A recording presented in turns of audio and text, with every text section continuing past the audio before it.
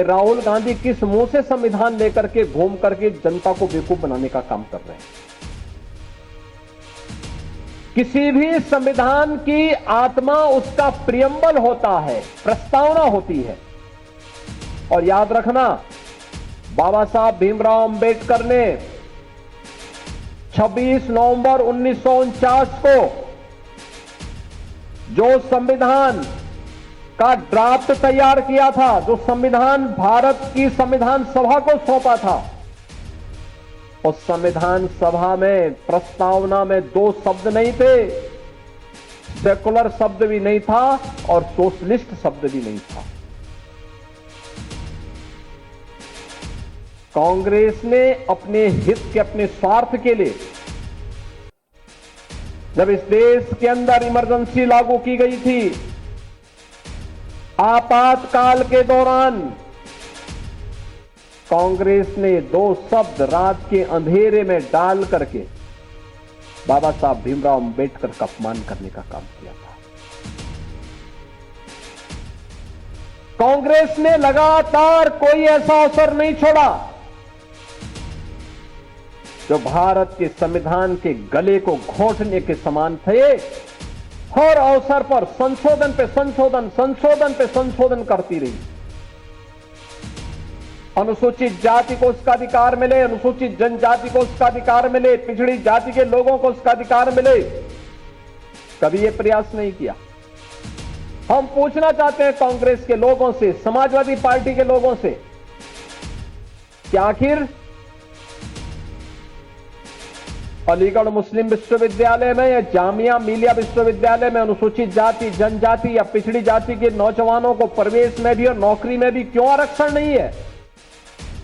क्यों नहीं इन्होंने इसके लिए वहां प्रावधान किया? जो भारत के पैसे से चलने वाला हो और उस संस्थान में अनुसूचित जाति, जनजाति और पिछड़ी जाति के नौजवानों के लिए भी प्रवेश में भी और नौकरी में भी आरक्षण की व्यवस्था होनी चाहिए। लेकिन वहां पर नहीं, वहां पर नहीं बोलते, लोग मौन हो जाते हैं। और यही कारण था बाबा साहब भीमराव अंबेडकर ने जब पहली संयुक्त सरकार बनी थी और संयुक्त सरकार बनने के बाद जब उसके उपरांत पंडित नेहरू की द्वारा बनाई गई उस नेतृत्व में चल रही सरकार के कृत्यों को देख करके बाबा साहब भीमराव अंबेडकर ने उस समय इस्तीफा दिया था और कहा था, यह सरकार मेरी योग्यता के अनुसार कार्य नहीं ले रही है। मैं पहला भारतीय हूं जिसने अर्थशास्त्र में पीएचडी की है, शोध किया है, भारत के निर्माण में योगदान देना चाहता हूं, लेकिन मेरी कोई उपयोगिता नहीं करते। देश की महत्वपूर्ण उन समितियों में जो देश के विकास के लिए सहायक हो सकती है, उसमें मुझे कोई सम्मान नहीं दिया गया। मेरे अनुसूचित जाति, जनजाति के लोगों के हितों के लिए, वंचितों के हितों के लिए इस सरकार के एजेंडे में कुछ भी नहीं है। यह तो केवल और केवल इस सरकार को विभाजन के बाद भी केवल मुस्लिम तुष्टीकरण की चिंता है, इसलिए मैं अपने पद से इस्तीफा दे रहा हूं। यह कहते हुए इन्होंने इस्तीफा दे दिया। और कांग्रेस की हर कृत्य वही है आज भी, तनिक भी उसमें कुछ बदला नहीं। महामानव देश के लिए लड़ता रहा, व्यक्तिगत मान अपमान की चिंता से ऊपर उड़ करके देश और समाज के लिए कार्य करता रहा। वंचित तबके को, गरीबों को, महिलाओं को न्याय मिले, इसके लिए कार्य करता रहा। उस महामानव ने कभी अपनी व्यक्तिगत चिंता नहीं की,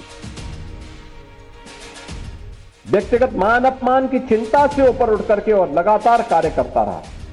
और यही कारण है कि हम सब उन्हें एक महामानव के रूप में मानते हैं। लोक कल्याण, राष्ट्र का कल्याण हो, यही उनका जीवन था। लेकिन उस महामानव को देश के अंदर आजादी के बाद बनी पहली सरकार ने जो सम्मान देना चाहिए था, नहीं दिया। 1952 में बाबा साहब अंबेडकर को चुनाव हराने के लिए कांग्रेस ने एड़ी चोटी लगाई। उन्हें चुनाव में परास्त करवाने का काम किया। बाबा साहब भीमराव अंबेडकर 1946 में संविधान सभा के सदस्य न बने, इसके लिए षड्यंत्र किए गए।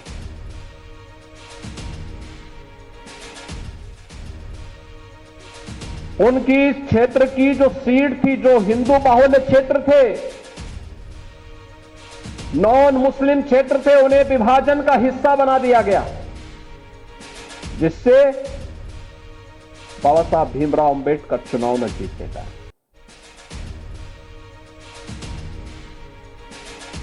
उन्नीस सौ 1954 में उपचुनाव में बाबा साहब भीमराव अंबेडकर ने फिर से मुंबई से चुनाव लड़ने की कोशिश की। कांग्रेस ने उनके सहायक को तोड़ दिया और उसी को बाबा साहब भीमराव अंबेडकर के खिलाफ लड़ाने का काम किया, उन्हें परास्त करने का काम किया।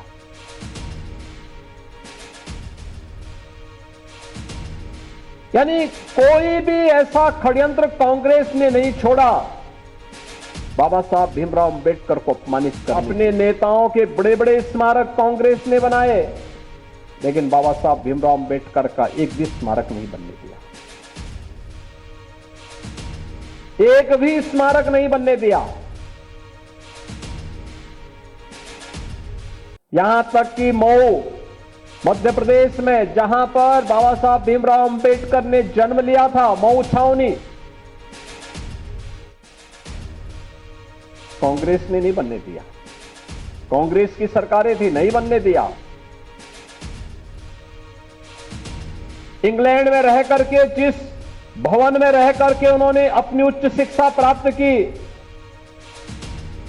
उस भवन को कभी भी भारत सरकार खरीदे और बाबा साहब भीमराव अंबेडकर का स्मारक बने, कांग्रेस ने नहीं किया। दिल्ली में रह करके जिस भवन में उन्होंने अपनी अंतिम श्वास ली, उस भवन को स्मारक बनाने की मांग हो रही थी 1956 से ही। 9 अलीपुर मार्ग दिल्ली का नहीं बनने दिया कांग्रेस ने। नागपुर में जहां उन्होंने दीक्षा ली, वहां पर बाबा साहब भीमराव अंबेडकर का स्मारक बने, कांग्रेस ने नहीं बनने दिया। जहां उनका अंतिम संस्कार बना हुआ था मुंबई के चैत्य भूमि में, वहां स्मारक बने, कांग्रेस ने नहीं बनने दिया। बहनों और भाइयों, बाबा साहब भीमराव अंबेडकर के इन 5 स्थानों पर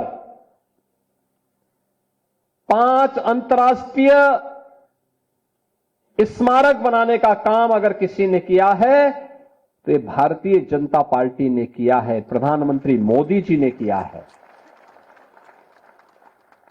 मऊ छावनी मध्य प्रदेश में भारतीय जनता पार्टी के मुख्यमंत्री श्री सुंदरलाल पटवा थे।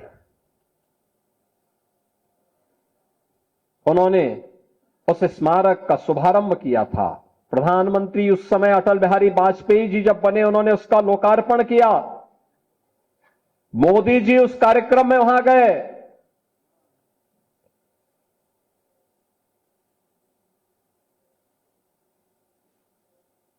मुंबई में,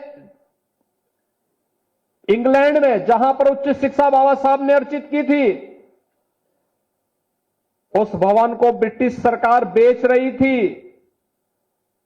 प्रधानमंत्री मोदी जी की प्रेरणा से महाराष्ट्र की भारतीय जनता पार्टी की सरकार ने उस भवन को खरीदा।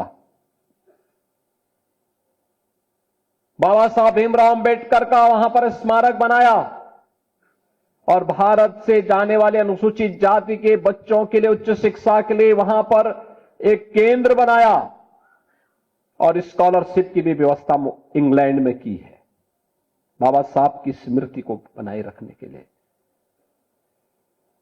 दिल्ली के अलीपुर मार्ग के उस भवन को खरीदकर, उस भवन में बाबा साहब भीमराव अंबेडकर का स्मारक बनाने का काम, उसको स्वीकृति दी थी पूर्व प्रधानमंत्री चंद्रशेखर जी ने, और उस कार्य को क्या भारतीय जनता पार्टी ने। आप इंटरनेशनल सेंटर दिल्ली का आप देखेंगे, बाबा साहब भीमराव अंबेडकर का दिल्ली में बना है।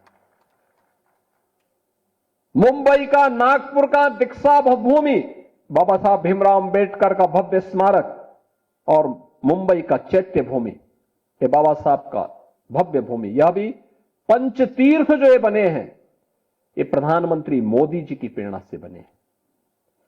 कांग्रेस ने तो बाबा साहब को षड्यंत्र से चुनाव हराने वाले व्यक्ति को 1970 में पद्म पुरस्कार से सम्मानित किया था कांग्रेस।